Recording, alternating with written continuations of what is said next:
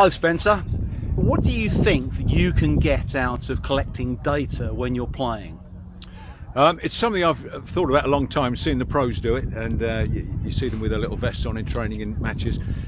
It's really useful because obviously it's the mileage you cover, or the kilometres, whatever you want to do.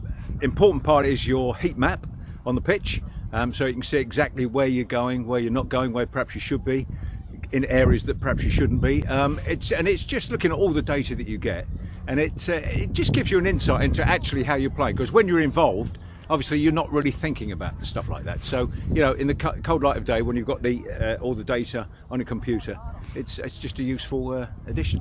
All right, so obviously ex-professional England captain, but what about somebody like myself who's, you know, played but really quite slow, OAP, not much skill? You know, how could somebody like that get some value from the data?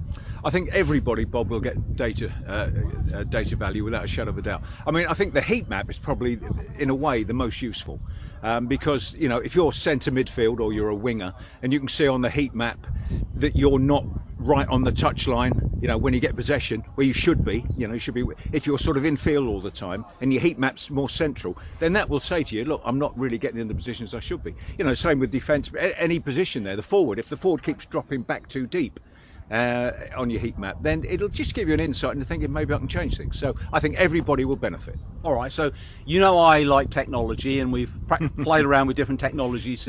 So sure. How do you think we might be able to integrate, you know, our drone footage with this data? I mean, it may not be physically possible, but just taking that information and this information and showing it together, how could that be beneficial? Without a shadow of a doubt. I mean, you know, as the coach for the club, the drone footage is fantastic. I mean, that for me, if I was analysing as a coach, that would be probably more important than this. But this would be a really good addition, because, you know, if the average, say, is 6 kilometres a game and someone's showing 3.4 or whatever, then there may be an indication that they're perhaps not working quite as hard as they should be. You know, I know we're doing it for fun, but if you're on the competitive side of things, so I think if you put the two together, I think from a coach's point of view, it's perfection. You know, short of sitting on the sidelines watching the play, that is as good as it will get. So yeah, it's fair to say that even if you were not involved at all, you could pick the data up, you could look at the video, and then you as a coach, regardless of whether you were there or not, you've got the data to be able to feed back to players. 100%. Absolutely. Yep.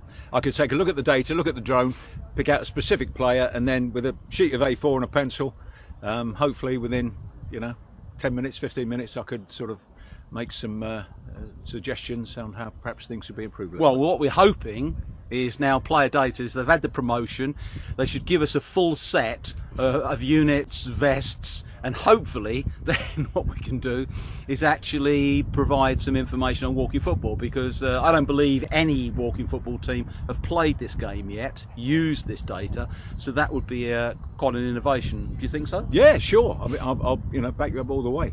As you say, you're the man with the intelligence. I just put a pair of boots on and go on the pitch, but you're the guy with all this. So I'll yeah, if that will help, let's go for it.